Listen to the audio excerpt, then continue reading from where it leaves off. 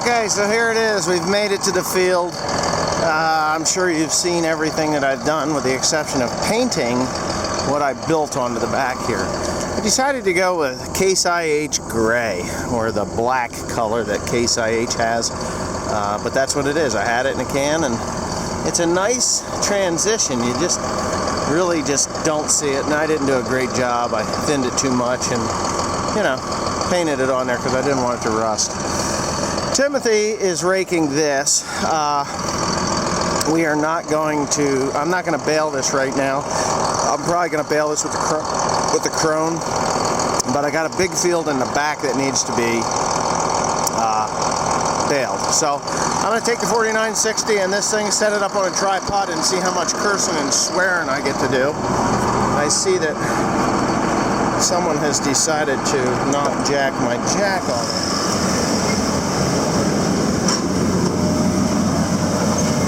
There we got a bale. Shit is black.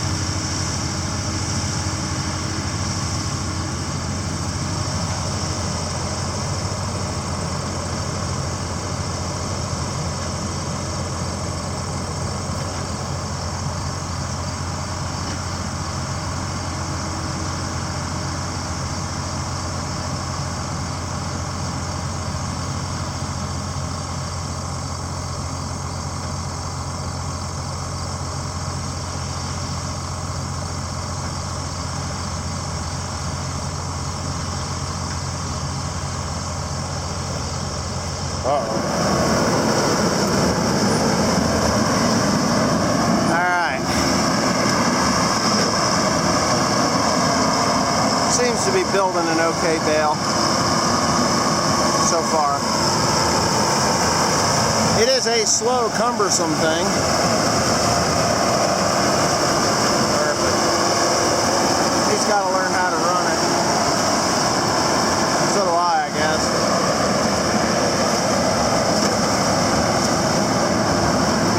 See my extensions on there, and it seems to be working okay. It's a nice square bale.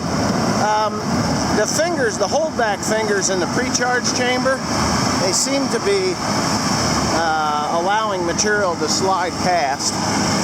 Let's see, this is the last bale we made, and he's going to go over there. So it's pretty full up to the top. I mean, as a matter of fact, I'm rather impressed with how full it is. This is a damp-ass bale.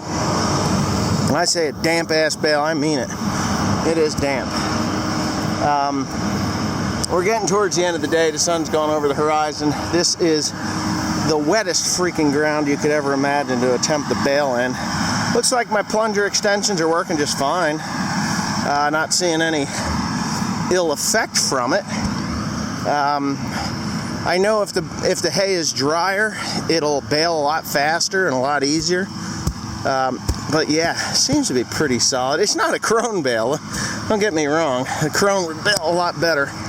And it is looser than what I am used to. What the hell's he got that light? Oh, he thinks he's got to have lights on. I don't know why he's got to do that, but okay. Now, it is wet down here, as you can see in the foreground of that tractor. It has got some serious mud. But we got to get this off. It's been on here for like 16, 18 days. I want him to go as quickly as possible to get the, you can see the dust coming off of it. I want him to go as quickly as possible to get the stuffer chamber full. It's only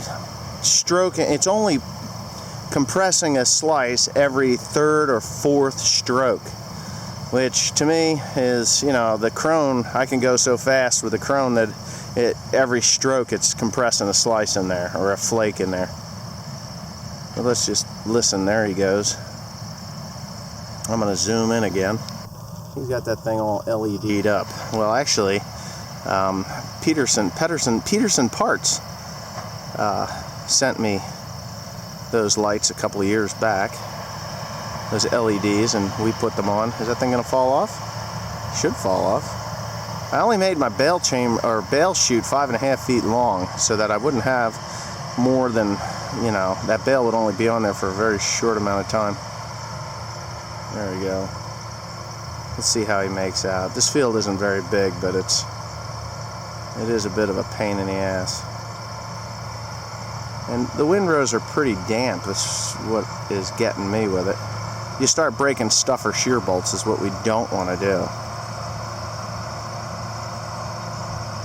I think the poly is polishing up nice, or waxing up nice, and the steel is too on the stuffer fingers. And you see a puff of black smoke come out of that thing when it plunges.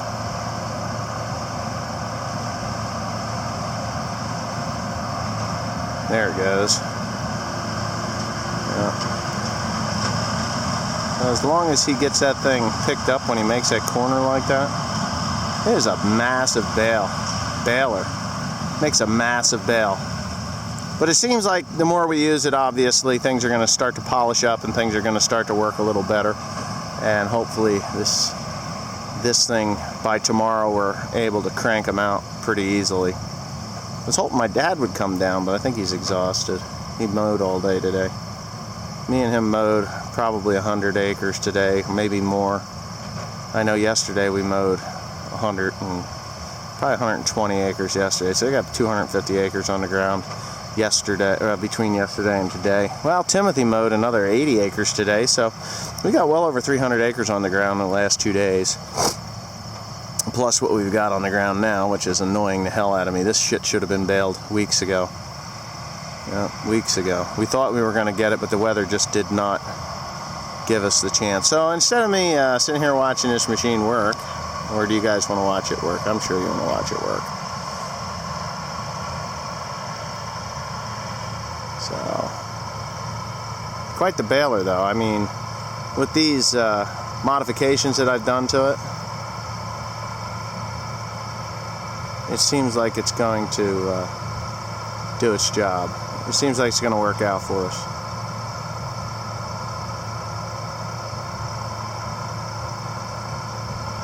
I mean, it only has to go as a third as fast as what the Krone goes, or half as fast as the Krone.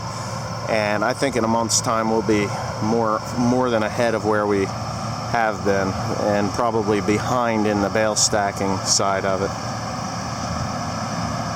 Because I've broke several shear bolts, but oh yeah, he knows how to make it go. I just dropped the bale. So what we're gonna do when he's done, we'll hop in the tractor.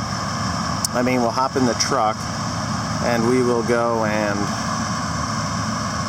we will, hop in the truck, and we're going to go check out those bales, because I upped the pressure a little bit on them. I don't know where he's going. Oh, he's skip baling, which is a good thing to do.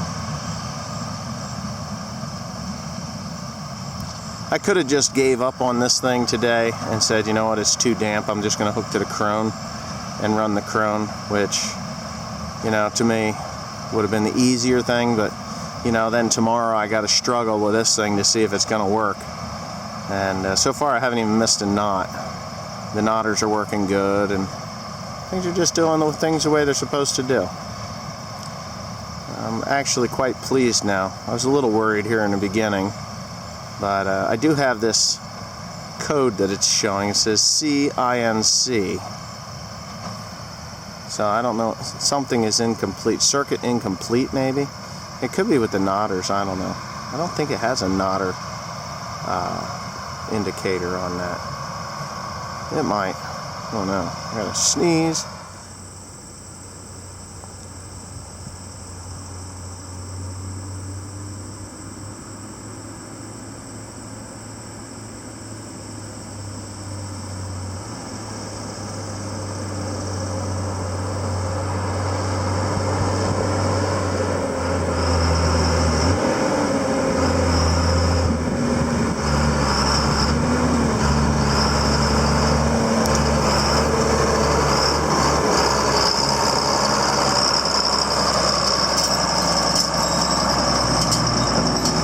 see if we can get this goddamn thing straightened out now. Yay! And he should be able to move right along with this thing. He's taking his time, which is good to a point, but we got rain coming, and I have no time to take time. That's just me, you know. But I do need to get this baler 100% and teach him a little better than what I have so far. I give him enough rope to hang himself, and he has. And it's good, you know, he'll be fine.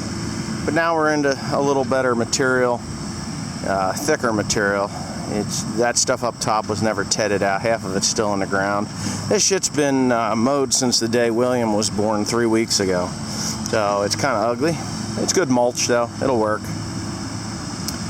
Hopefully he gets that thing in a 4-wheel drive and we'll start to see some dense bales again. I'm hoping that the knotter works. It's really kind of annoying me. I didn't check the lower needle and the string came untied. So that was my fault. My fault. And if it continues to give me this ass ache, I'm gonna have to dig deeper into the problem. You know? You can hear it hitting hard.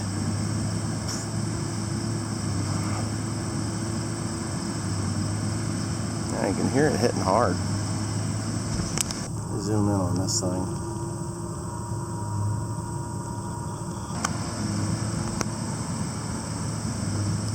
It is working really well though.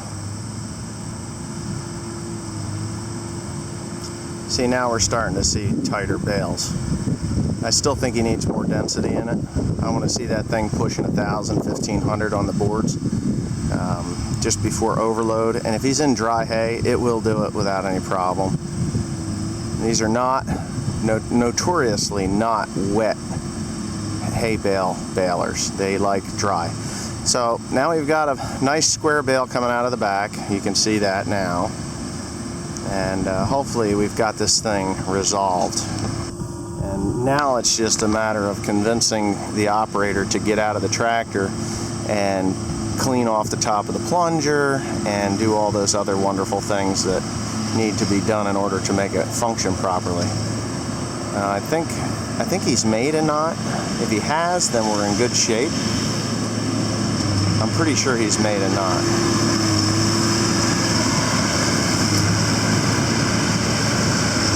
I'm hoping he has anyway. It looks good now though. We're gonna have one string off of this bale. And now we're getting some hay made. If this was the Krone baler, I'd be done. There's just no comparison to the two, but it does its job.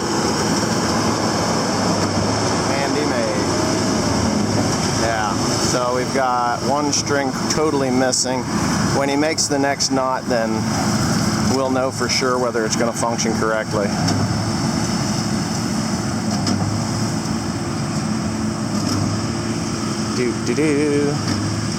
I think it's going to work. I think we got it. I think we got it licked.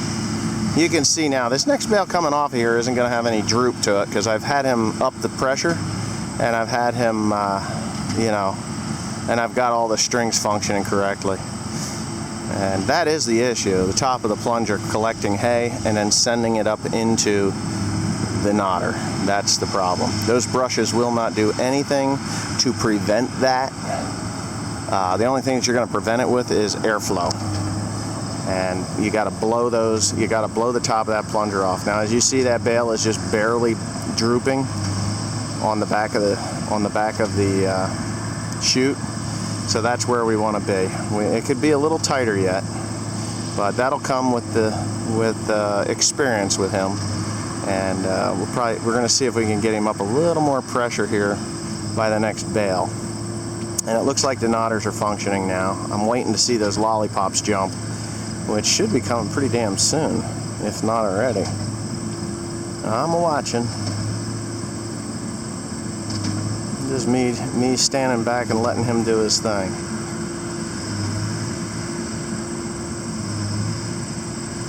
Now we're getting a little droop on that bale. There it falls off. It is a lot tighter than the other one.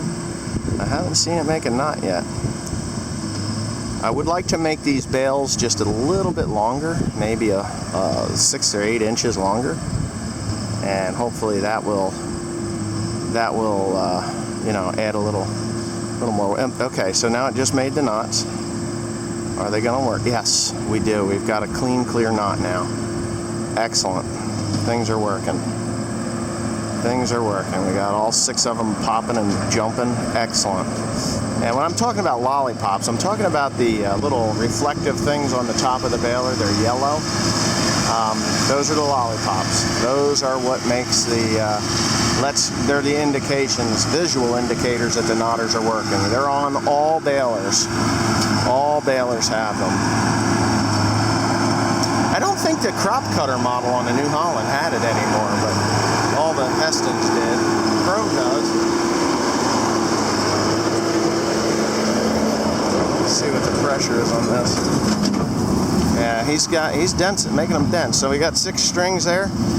Yep, got 6 strings, and that's good. I am a little bit zoomed in yet, so let me zoom out.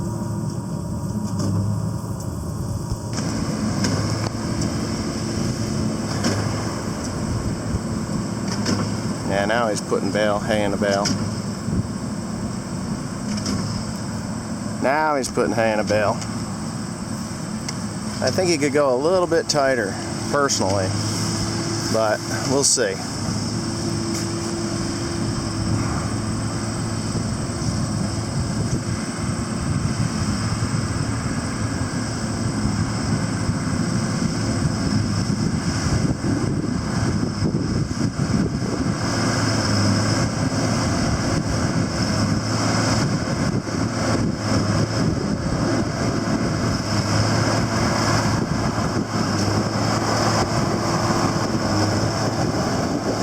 Looks good. A little more pressure.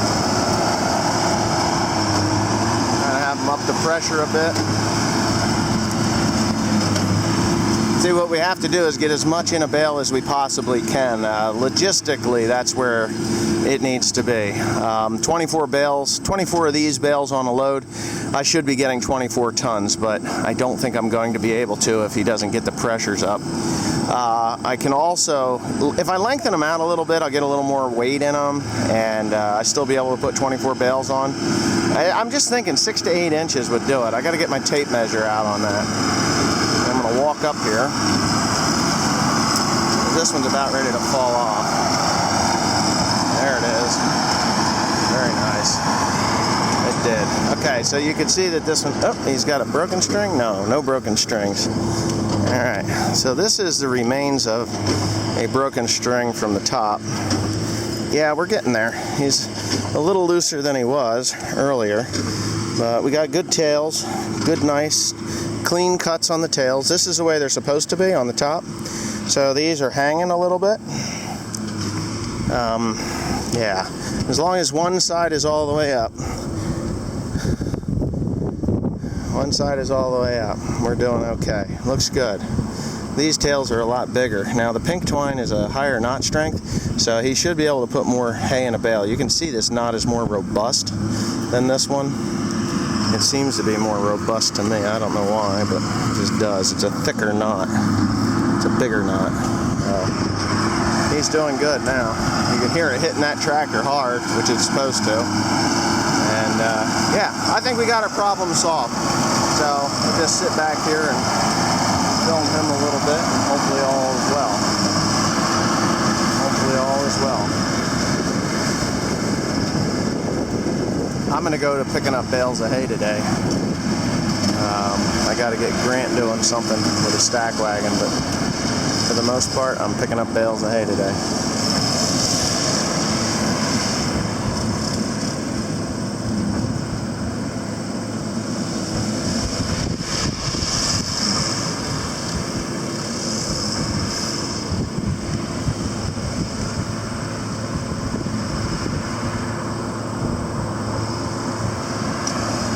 I just want to see how it comes off the back here before I leave.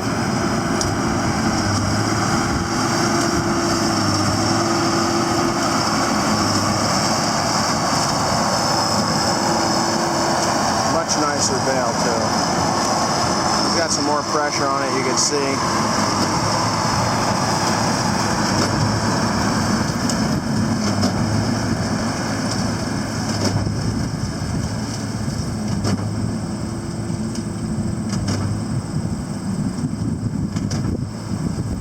Nice. Making nice bales again. Alright, so good. We're out of the trouble zone, I'd say. See if he gets that bale all the way up to me or not.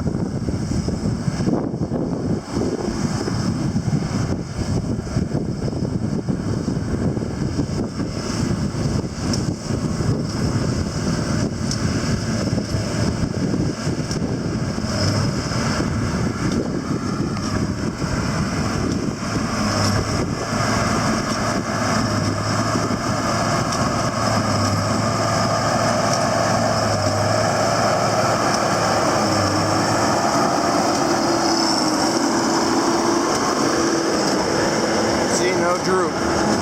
Next to no droop. That's where we want it to be. Alright. That's a bale of hay right there. He's got to watch himself when he's baling, because if he's not watching the monitor and you don't stuff the right or the left side enough, you'll get a crooked bale. This one's slightly crooked here, but oh yeah, this is probably the best one he's made today. Definitely the best one he's made. Oh yeah, much tighter. I think we're where we need to be now. Yep. I think that bale's about 7 feet. Maybe about 7.5 inch feet. Alright, I'm going to shut the camera off. Hope you enjoyed that live view. Yeah, so there it is. That's it. It is operational, functioning, and I think we figured out a lot of our problems on the top of that. On the top of the plunger is the problem. It's carrying the hay in, and that's it.